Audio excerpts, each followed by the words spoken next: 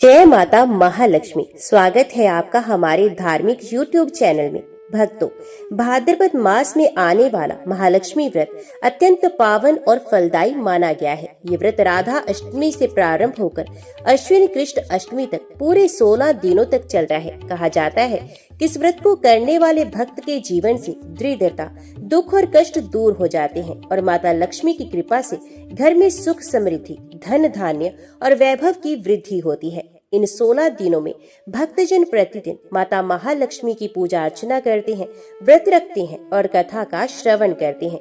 इस व्रत का महत्व स्वयं भगवान श्री कृष्ण ने भी युधिष्ठिर को बताया था और कहा था कि जो भक्त पूरे श्रद्धा और नियम से ये व्रत करता है उसे अक्षय पुण्य और असीम सौभाग्य प्राप्त होता है। तो आइए इस पावन महालक्ष्मी व्रत की कथा और विधि को जानते हैं और मिलकर माता महालक्ष्मी का स्मरण करते हैं। तो प्रिय भक्त जनों, वीडियो शुरू करने से पहले लाइक, शेयर और सब्सक्राइब करना ना भूलें ताकि माता की महिमा हर घर तक पहुँचे। जय माँ महालक्ष्मी। भाद्रपद मास महात्म्य में वर्णित है कि जिस प्रकार एकादशी व्रत से पाप नष्ट होते हैं, सोमवार व्रत से शिव कृपा मिलती है, उसी प्रकार महालक्ष्मी व्रत से मनुष्य को दरिद्रता से मुक्ति, सौभाग्य की प्राप्ति और अखंड लक्ष्मी की कृपा मिलती है। यह व्रत विशेष रूप से राधा अष्टमी से प्रारंभ होकर अश्विन कृष्ण अष्टमी तक किया जाता है। इन 16 दिनों तक व्रती माता महालक्ष्मी की आराधना करता है। शास्त्र कहते हैं, जहाँ लक्ष्मी जी की पूजा होती है वहाँ भगवान विष्णु स्वयं विराजमान रहते हैं। ये व्रत करने के लिए व्रत राधा अष्टमी से प्रारंभ करना होता है। प्रातः स्नान कर स्वच्छ वस्त्र धारण करें, एक कलश स्थापित कर उसमें जल, सुपारी, आम्रपल्लव और नारियल रखें। कलश के समीप महालक्ष्मी जी की मूर्ति या चित्र स्थापित करें। धूप, दीप, नैवेद्य, पुष्प और गंध से माता का पूजन करें। प्रतिदिन ओम श्रीम ह्रीम क्लीम महालक्ष्मी नमः मंत्र का जप करें। 16 दिन तक व्रती को सात्विक भोजन करना है। यदि संभव हो तो कथा श्रवण और पाठ अवश्य करें। इन 16 दिनों तक लक्ष्मी माता के चरणों में दीपक जलाना अनिवार्य माना गया है। व्रत के अंत में अश्विन कृष्ण अष्टमी को उद्यापन कर ब्राह्मण को वस्त्र, भोजन और दक्षिणा प्रदान करनी चाहिए। पुराणों में वर्णन आता है कि प्राचीन समय में विदर्भ देश में एक पराक्रमी राजा राज्य करता था। उसका नाम था राजा धनेश्वर। राजा शूरवीर, धर्मप्रिय और प्रजा के पालन करता था, किंतु एक दुख उसके हृदय में गहरे बैठा था। उसके राज्य में धन धान्य की कमी नहीं थी, परंतु उसके महल में दरिद्रता और अशांति का वास था। रानी सुव्रता अत्यंत पतिव्रता और धर्म निष्ठा वाली थी। ये प्रतिदिन भगवान विष्णु और माता लक्ष्मी की पूजा करती थी, परंतु महल में लक्ष्मी का स्थायी निवास नहीं था। राजा और रानी दोनों मन ही मन दुखी रहते थे। एक दिन ऋषि नारद मुनि राजा के दरबार में आए। राजन ने हाथ जोड़कर कहा, हे देव ऋषि, मेरे राज्य में सुख और ऐश्वर्य की कोई कमी नहीं, किंतु मेरे महल में दरिद्रता और कलह का वास है। कृपया कर मुझे उपाय बताइए। नारद जी ने मुस्कुराकर कहा, राजन, तुम्हारे घर से लक्ष्मी इसलिए रूठी हुई है क्योंकि तुमने महालक्ष्मी व्रत का पालन नहीं किया। यह व्रत राधा अष्टमी से लेकर अश्विन कृष्ण अष्टमी तक 16 दिन तक किया जाता है। यदि तुम और तुम्हारी रानी श्रद्धा से ये व्रत करेंगे तो माता लक्ष्मी स्वयं तुम्हारे महल में निवास करेंगी। राजा रानी ने विनम्रता से व्रत का संकल्प लिया। यहीं से महालक्ष्मी व्रत कथा का दिव्य प्रसंग प्रारंभ होता है। नारद जी के उपदेश से प्रेरित होकर राजा धनेश्वर और रानी सुव्रता ने राधा अष्टमी के दिन महालक्ष्मी व्रत का शुभ संकल्प लिया। भोर होते ही दोनों पति पत्नी पवित्र नदी में स्नान कर श्वेत वस्त्र धारण कर महल के मध्य प्रांगण में एक स्वर्ण कलश स्थापित किया। कलश के ऊपर नारियल और आम्रपल्लव सजाए गए। पास ही महालक्ष्मी माता की सुंदर सी मूर्ति स्थापित की गई। सुगंधित पुष्प, दीपक और धूप से वातावरण सुगंधित हो उठा। राजा और रानी ने हाथ जोड़कर प्रार्थना की, हे महालक्ष्मी माता, आप संसार की पालनहार हैं। आप ही से श्री, सौभाग्य और ऐश्वर्य की प्राप्ति होती है। कृपया कर हमारे हृदय और गृह में स्थायी निवास कीजिए। रानी सुव्रता ने प्रतिदिन भोर उठकर माता लक्ष्मी की आराधना की। वे 16 दिनों तक केवल फलाहार पर रही और दिन भर महालक्ष्मी स्तोत्र का पाठ करती। राजा धनेश्वर भी दरबार का कार्य निपटाकर प्रतिदिन पूजा में सम्मिलित होते।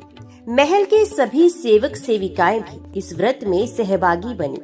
प्रतिदिन सायंकाल दीप प्रज्वलित होते और संपूर्ण राजमहल में भक्ति का वातावरण छा जाता। मंत्र उच्चार गूंजते, ओम श्रीम ह्रीम क्लीम महालक्ष्मी नमः। राजमहल में जो पहले अशांति और कलह का वास था, वे धीरे धीरे शांति और सौहार्द में बदलने लगा। व्रत का 7वां दिन था। रानी सुव्रता रात्रि में माता लक्ष्मी का ध्यान करते करते निद्रा में चली गई। स्वप्न में उन्होंने देखा कि स्वर्ण आभूषण से अलंकृत कमलासना श्वेत वस्त्रों से सुशोभित 4 भुजाओं वाली देवी महालक्ष्मी प्रकट हुई हैं। माता ने मुस्कुराकर कहा, पुत्री, तुम्हारी श्रद्धा और भक्ति से मैं प्रसन्न हूँ। तुम्हारे महल में अब स्थायी रूप से मेरा वास होगा। जो भी इस व्रत को सच्चे मन से करेगा, उसके घर से दरिद्रता का नाश होगा और वहाँ धन धान्य की वृद्धि होगी। स्वप्न समाप्त हुआ तो रानी के नेत्रों से आनंद अश्रु बहने लगे। उन्होंने राजा को स्वप्न का वर्णन किया। राजा भी ये सुनकर अत्यंत प्रसन्न हुए और दोनों ने व्रत की और अधिक निष्ठा से पालना करने का निश्चय किया। माता की कृपा से जैसे ही 9वां दिन आया, राज्य में अद्भुत परिवर्तन दिखाई देने लगा। जो किसान वर्षा की कमी से परेशान थे, उनके खेतों में मेघों की वर्षा होने लगी। व्यापारियों के भंडार भरने लगे और बाजार में समृद्धि का वातावरण फैल गया। गरीब और दरिद्रों के घरों में भी अन्न और वस्त्र की कमी नहीं रही। प्रजा यह देखकर आश्चर्यचकित हो गई और वे कहने लगी, निश्चित ही हमारे राजा और रानी किसी दिव्य व्रत का पालन कर रहे हैं। तभी माता लक्ष्मी की कृपा से समृद्धि चारों ओर फैल रही है। राजमहल, जो पहले दरिद्रता और कलह का प्रतीक बन चुका था, अब वैकुंठ समान सुशोभित होने लगा। दीवारों पर स्वर्ण की आभा, कक्षों में मधुर संगीत और हर ओर शांति का साम्राज्य छा गया। रानी सुव्रता का मुखमंडल तेजस्वी हो गया और राजा धनेश्वर का हृदय आनंद से भर गया। इस प्रकार व्रत के प्रथम 9 दिनों में ही माता लक्ष्मी ने अपनी कृपा का स्पष्ट परिचय दे दिया। 16 दिनों का व्रत धीरे धीरे पूर्णता की ओर बढ़ा। राजा और रानी प्रतिदिन निष्ठा से पूजन करते रहे। अब आया अश्विन कृष्ण पक्ष की अष्टमी का पावन दिन। उस दिन पूरे महल को पुष्प मालाओं से सजाया गया। दीपकों की पंक्तियां प्रज्वलित की गई। सभी प्रजाजन भी महल में एकत्रित हुए, क्योंकि उन्हें ज्ञात हो चुका था कि राजा रानी माता लक्ष्मी का विशेष व्रत कर रहे हैं। रानी सुव्रता ने उस दिन स्वर्ण कलश पर लाल चुनरी चढ़ाई, नारियल और सुपारी अर्पित की और दोनों पति पत्नी ने हाथ जोड़कर कहा, हे महालक्ष्मी माता, हमने आपकी आज्ञा से ये 16 दिन का व्रत किया है। यदि हमारी भक्ति सच्ची है तो कृपया कर हमें दर्शन दीजिए। जैसे ही रानी ने आरती उतारी, अचानक प्रांगण में एक दिव्य प्रकाश फैल गया। चारों ओर शंख, मृदंग और वीणा की ध्वनि गूंज उठी। उस तेजोमय प्रकाश से स्वयं महालक्ष्मी माता प्रकट हुई। कमल के आसन पर विराजमान, स्वर्ण आभूषणों से अलंकृत, 4 भुजाओं में कमल, शंख, कलश और आशीर्वाद मुद्रा धारण किए वे अद्भुत लग रही थी।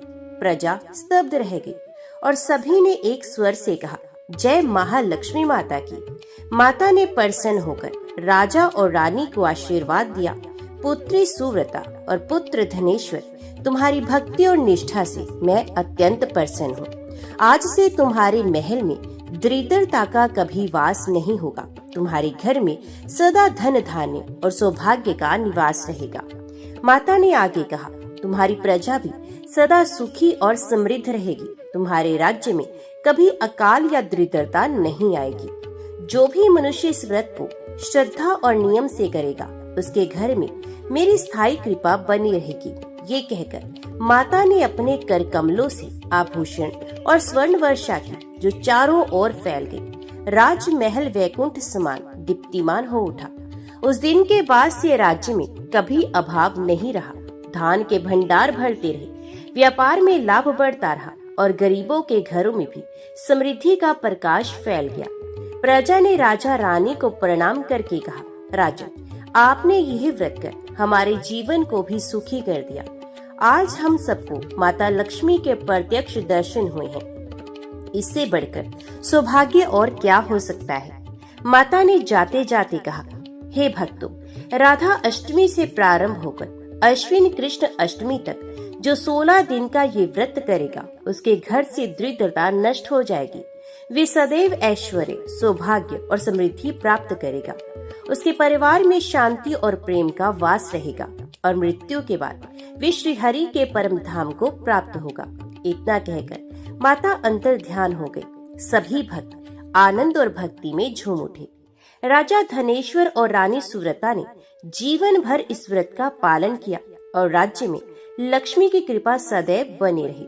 उनकी कथा सुनने और व्रत करने मात्र से ही मनुष्य दरिद्रता से मुक्त हो जाता है।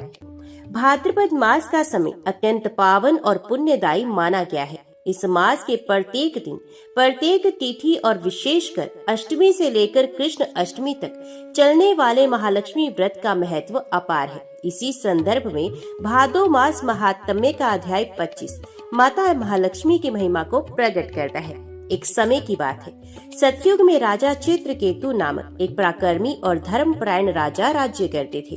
वे विष्णु भक्त थे और धर्म, दया और सत्य के मार्ग पर चलते हुए अपनी प्रजा का पालन करते थे। किंतु उनके जीवन में एक कमी थी, उन्हें संतान सुख प्राप्त नहीं हो रहा था। संतान ना होने के कारण वे और उनकी रानी अत्यंत दुखी रहती। राजा ने अनेक यज्ञ किए, तप किए और ऋषि मुनियों की सेवा की, परंतु फल नहीं मिला। एक दिन दुखी होकर राजा चित्रकेतु महर्षि कात्यायन के आश्रम पहुँचे। वहाँ उन्होंने नम्रता पूर्वक हाथ जोड़कर कहा, गुरुदेव, मैंने अनेक व्रत और तप किए, किंतु मुझे संतान सुख प्राप्त नहीं हुआ। कृपया मेरी सहायता करें। महर्षि ने ध्यान किया और राजा से कहा, राजन, तुम्हारे भाग्य में संतान तो अवश्य है, परंतु उसके लिए तुम्हें महालक्ष्मी व्रत करना होगा। ये व्रत भाद्रपद मास की शुक्ल अष्टमी से आरंभ होकर कृष्ण अष्टमी तक चलता रहेगा। जो भी भक्त इस व्रत को श्रद्धा और नियम पूर्वक करता है, उसके जीवन से दरिद्रता, दुख और कष्ट समाप्त होते हैं। संतानहीन को संतान प्राप्त होती है, निर्धन को धन की प्राप्ति होती है और जो भक्त जीवन भर सुख समृद्धि चाहता है, उसे यह व्रत अवश्य करना चाहिए। राजा ने आदर पूर्वक व्रत की विधि पूछी। महर्षि ने कहा, प्रथम दिन प्रातः स्नान करके स्वच्छ वस्त्र धारण करो। अपने घर या मंदिर में कलश स्थापित करके उस पर श्रीफल रखो। कलश पर माता लक्ष्मी का चित्र या प्रतिमा स्थापित करो। धूप, दीप, पुष्प और नैवेद्य से माता की पूजा करो। पूरे 16 दिनों तक नियम पूर्वक व्रत रखो। अंत में ब्राह्मणों को भोजन कराओ और दान दक्षिणा दो। इस प्रकार व्रत करने से निश्चय ही माता महालक्ष्मी प्रसन्न होंगी। राजा चित्रकेतु ने महर्षि की आज्ञा मानी और भाद्रपद मास में पूरे विधि पूर्वक महालक्ष्मी व्रत किया। रानी ने भी उनके साथ ये व्रत किया। 16वें दिन व्रत का समापन करते समय जब राजा ने ब्राह्मणों को भोजन और दान दिया, तब माता महालक्ष्मी स्वयं प्रकट हुई। वे दिव्य आभा से युक्त थी। उनके रूप का वर्णन करना असंभव था। सर पर स्वर्ण मुकुट, हाथों में कमल पुष्प और सोने के आभूषणों से सजी महालक्ष्मी मुस्कुराती हुई प्रकट हुई। माता ने राजा और रानी को आशीर्वाद दिया और कहा, वत्स, तुम्हारे व्रत से मैं प्रसन्न हूँ। अब तुम्हें संतान प्राप्ति होगी और तुम्हारे राज्य में धन धान्य की कोई कमी नहीं रहेगी। माता के वचन सत्य सिद्ध हुए। कुछ ही समय में रानी ने एक तेजस्वी पुत्र को जन्म दिया। राजा और रानी हर्ष से भर गए और उन्होंने भाद्रपद मास में महालक्ष्मी व्रत को नित्य परंपरा बना दिया। उस दिन से इस व्रत की महिमा सारे संसार में फैल गई। महालक्ष्मी व्रत पूर्ण करने के बाद राजा चित्रकेतु और उनकी रानी को पुत्र रत्न की प्राप्ति हुई। राजमहल आनंद और उत्सव से गूंज उठा। लेकिन माता महालक्ष्मी की कृपा केवल परिवार तक सीमित नहीं रही। राज्य भर में सुख समृद्धि का अद्भुत वातावरण छा गया। जहाँ पहले खेत सूखे पड़े रहते थे, वहाँ अब हरी भरी फसल लहलहाने लगी। जहाँ व्यापारी कर्ज और घाटे में डूबे रहते थे, वहाँ अब व्यापार में चारों ओर लाभ होने लगा। गरीब परिवारों के घरों में भी लक्ष्मी जी की कृपा से अनाज, वस्त्र और धन की कोई कमी नहीं रही। प्रजा कहने लगी, हमारे राजा ने माता महालक्ष्मी का व्रत किया, तभी हमारा जीवन सुधर गया। अब कोई दरिद्रता नहीं, कोई कष्ट नहीं।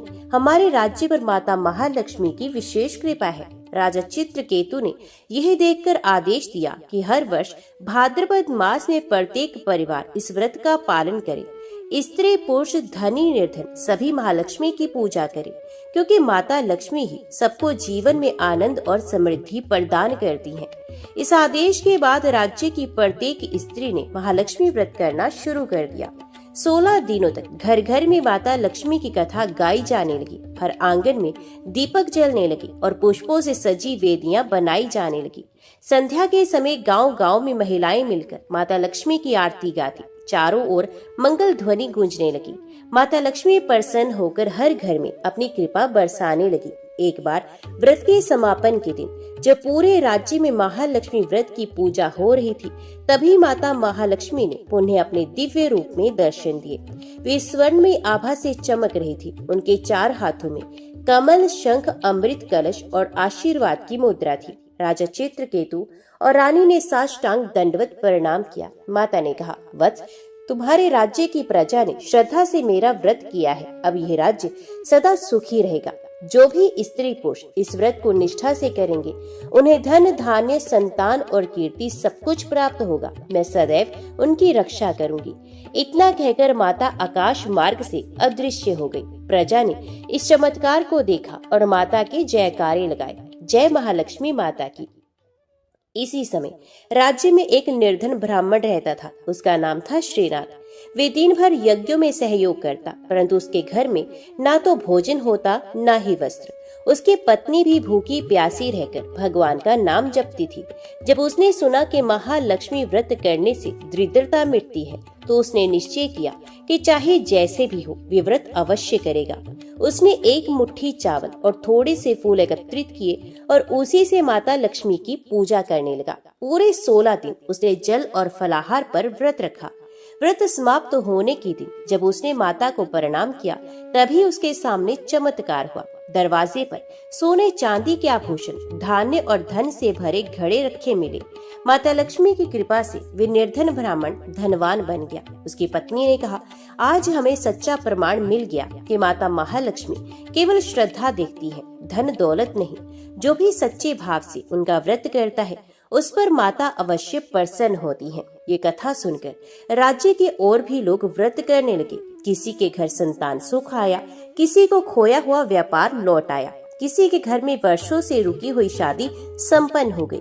चारों ओर लोग कहते, भाद्रपद मास का महालक्ष्मी व्रत सबसे महान व्रत है। जो इसे करता है उसके जीवन में कभी भी दरिद्रता नहीं आती। राजा चित्रकेतु के राज्य में एक व्यापारी रहता था। उसका नाम था धर्मदास।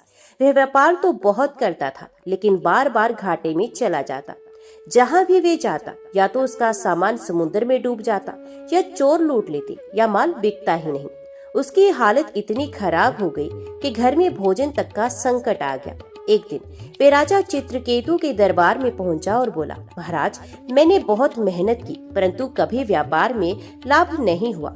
मेरा परिवार दरिद्रता में जी रहा है। कृपया मुझे कोई उपाय बताइए। राजा चित्रकेतु ने मुस्कुराकर कहा, वत्स, मैं भी पहले तुम्हारी ही तरह दुखी था। फिर मैंने भाद्रपद मास का महालक्ष्मी व्रत किया और आज मेरा जीवन बदल गया।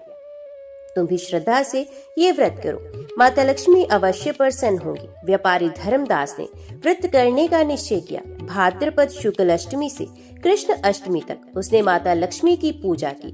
वे रोज सुबह सुबह स्नान करके कलश स्थापित करता, उस पर माता लक्ष्मी का चित्र रखकर धूप दीप से आराधना करता।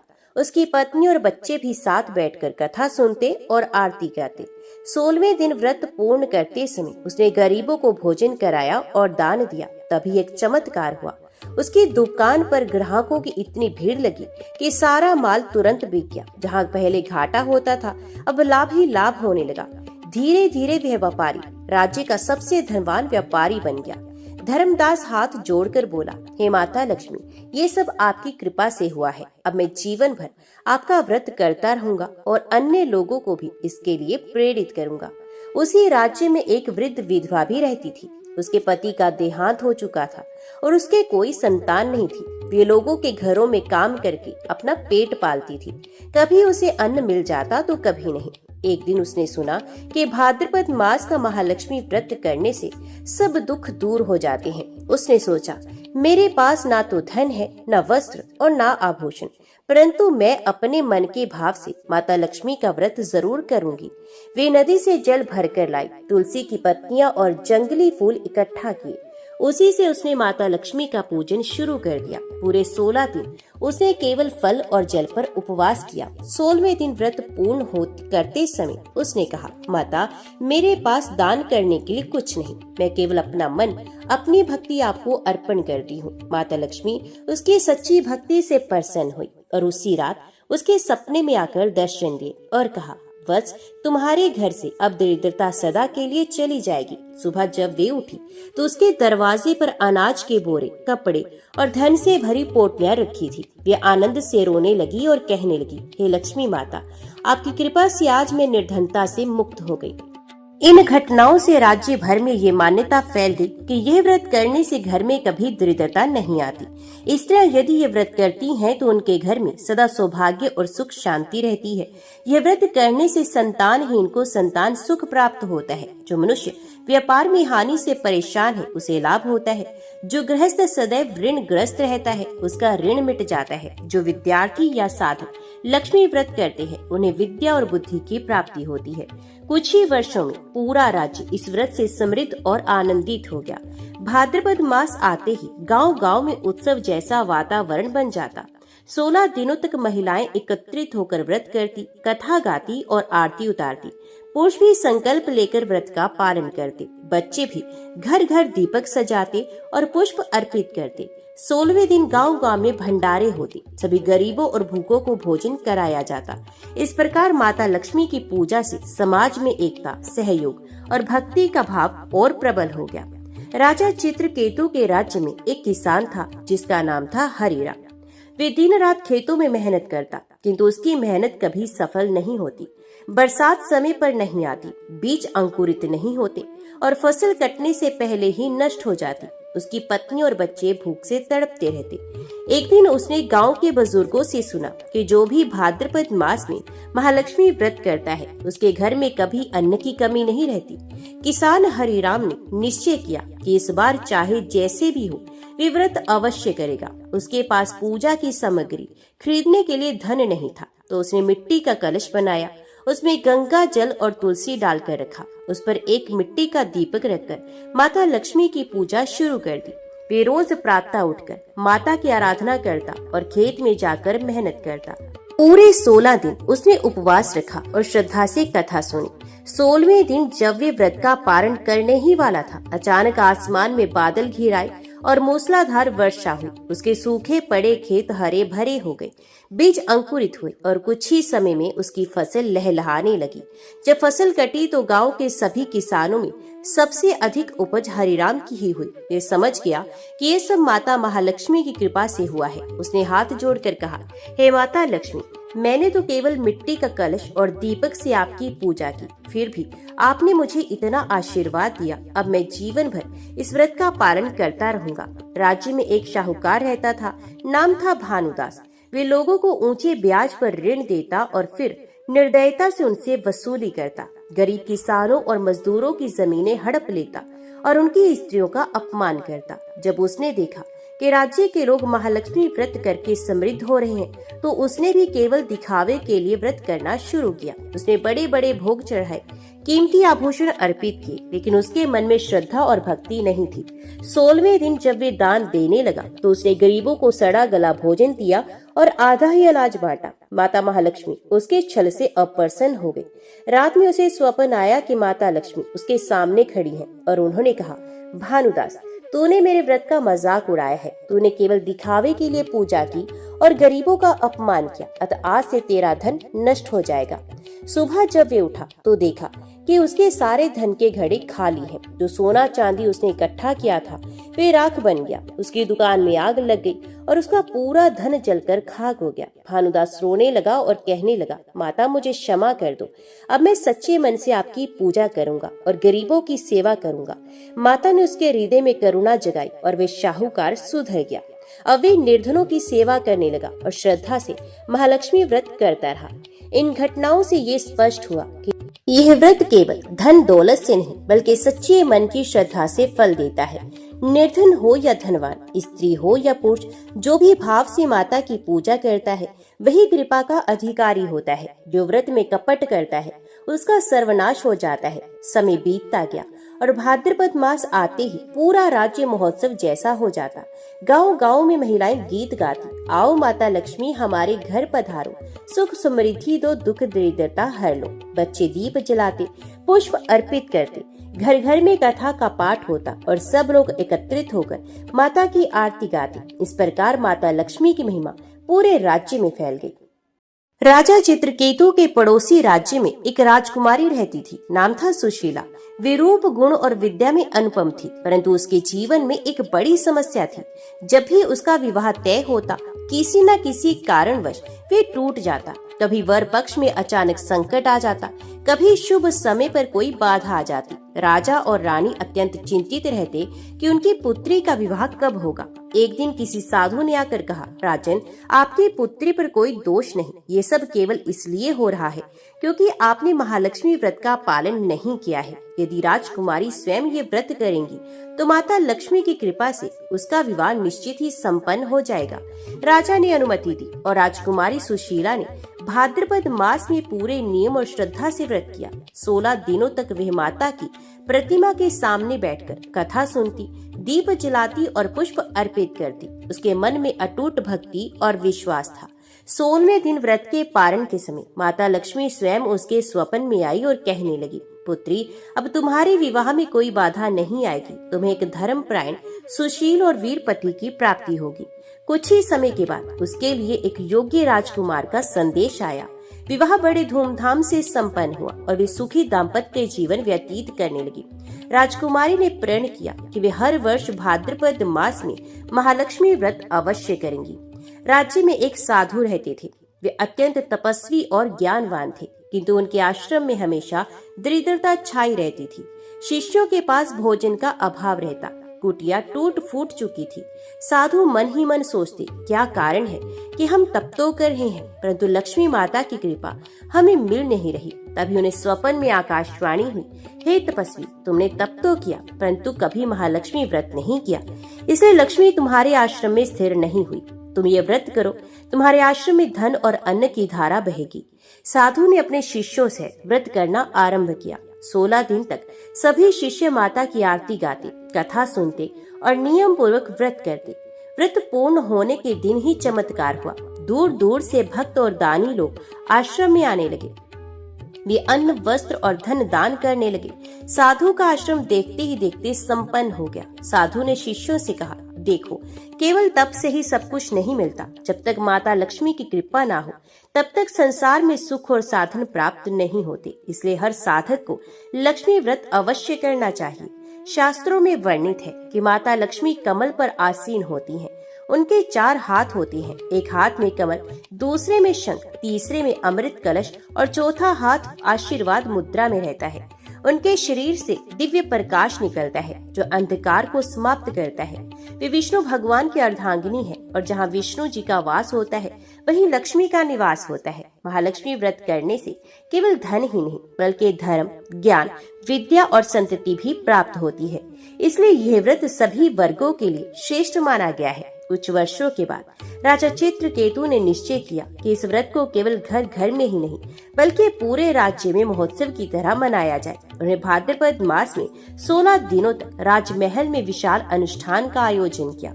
चारों ओर दीप सजाए गए, तोरण और पुष्प मालाओं से नगर को सजाया गया। विद्वानों ने वेद पाठ किया, स्त्रियों ने मंगल गीत गाए और बालकों ने नृत्य किया। अंतिम दिन विशाल भंडारे का आयोजन हुआ। हजारों लोगों का भोजन कराया गया, ब्राह्मणों को दान दिया गया और निर्धनों की सहायता की गई। उस दिन आकाश से पुष्प वर्षा हुई और माता लक्ष्मी ने पुनः दर्शन देकर कहा, वत्स, तुम्हारा ये प्रयास समस्त मानवता के लिए आदर्श बनेगा। अब यह व्रत केवल तुम्हारे राज्य तक सीमित न रहकर संपूर्ण धरती पर प्रसिद्ध होगा। और वास्तव में राजा चित्रकेतु के बाद ये व्रत धीरे धीरे सारे भारत में फैल गया।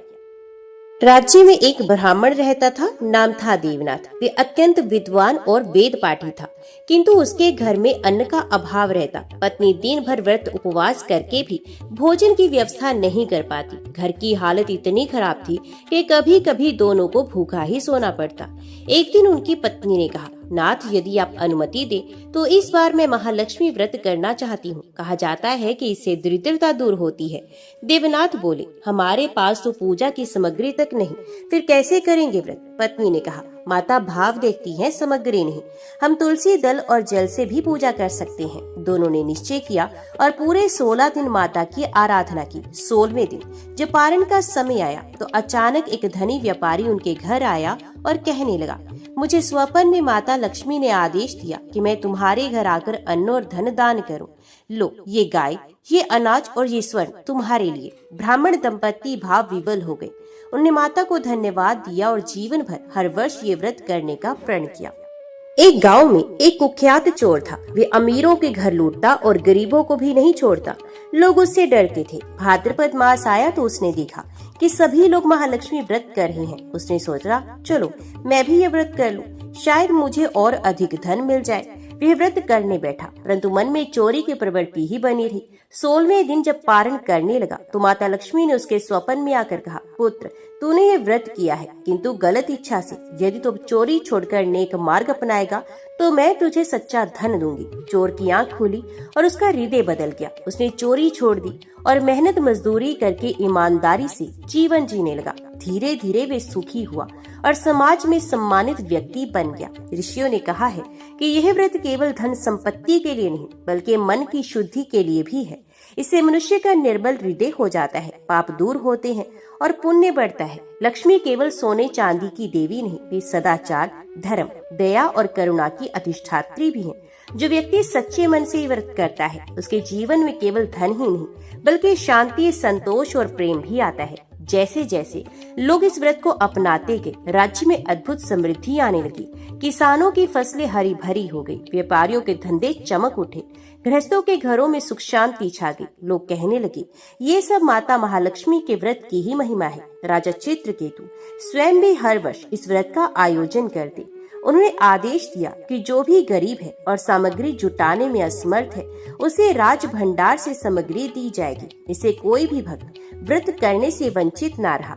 एक बार 16वें दिन की पूजा के अंत में आकाशवाणी हुई, वत्सो, जो भी श्रद्धा से ये व्रत करेगा उसके घर में कभी दरिद्रता नहीं आएगी। जहाँ ये कथा सुनाई जाएगी वहाँ लक्ष्मी का स्थायी वास होगा। लोग आनंद से भर गए और नाच गाकर माता की स्तुति करने लगे। जय माँ महालक्ष्मी। अभी सुनिए माता महालक्ष्मी स्तोत्र का हिंदी अनुवाद। हे महामाया, श्रीपीठ पर विराजमान, देवताओं द्वारा पूजित, हाथों में शंख, चक्र और गदा धारण करने वाली महालक्ष्मी, आपको मेरा प्रणाम है। गरुड़ पर आरूढ़, कोलासुर जैसे दानव का भय नाश करने वाली, सभी पापों को हरने वाली देवी महालक्ष्मी, आपको प्रणाम है। हे सर्वज्ञा, सभी वर देने वाली, दुष्टों का भय नाश करने वाली और भक्तों के सभी दुख हरने वाली देवी महालक्ष्मी, आपको प्रणाम है। हे सिद्धि बुद्धि देने वाली, भोग और मोक्ष प्रदान करने वाली, मंत्रों से पूजित देवी महालक्ष्मी, आपको प्रणाम है। हे आदि और अंत से रहत आदि शक्ति महेश्वरी, योग से उत्पन्न योगियों की जननी महालक्ष्मी, आपको प्रणाम है। हे स्थूल, सूक्ष्म और महारौद्र रूप वाली, महान शक्ति और महामाया, महापापों को हरने वाली देवी महालक्ष्मी, आपको प्रणाम है। हे शरणागत की रक्षा करने वाली महालक्ष्मी देवी, आपको प्रणाम है। हे आभूषणों से शोभित, सभी गुणों से युक्त, सुंदर नेत्रों वाली और अद्भुत रूप वाली देवी महालक्ष्मी, आपको प्रणाम है। हे सर्व स्वरूपिणी, सर्वेश्वरी, समस्त शक्तियों से युक्त देवी, हमें सभी भय से रक्षा करो। महालक्ष्मी, आपको प्रणाम है। हे सर्वज्ञा, वर देने वाली, दुष्टों का भय दूर करने वाली और भक्तों के सभी दुख हरने वाली देवी महालक्ष्मी, आपको बारंबार प्रणाम है। जो भक्त इस स्तोत्र का नियमित पाठ करता है उसे धन, वैभव, सुख, समृद्धि और सौभाग्य प्राप्त होता है। दरिद्रता, कष्ट और रोग दूर हो जाते हैं। लक्ष्मी माता की कृपा से जीवन में स्थायी शांति और उन्नति आती है। जय माता महालक्ष्मी। प्रिय भक्तों, माता की पूजा केवल धन की प्राप्ति के लिए नहीं बल्कि हृदय की पवित्रता और जीवन की समृद्धि के लिए भी की जाती है। जिस घर में महालक्ष्मी की कृपा होती है वहां धर्म, भक्ति और सौभाग्य स्थायी रूप से निवास करते हैं। यदि आपको ये कथा और जानकारी अच्छी लगी हो तो वीडियो को लाइक, शेयर और सब्सक्राइब जरूर करें ताकि माता लक्ष्मी की महिमा हर घर परिवार तक पहुंचे। माता महालक्ष्मी आप सभी के जीवन में सुख, शांति और वैभव प्रदान करे। जय माता महालक्ष्मी।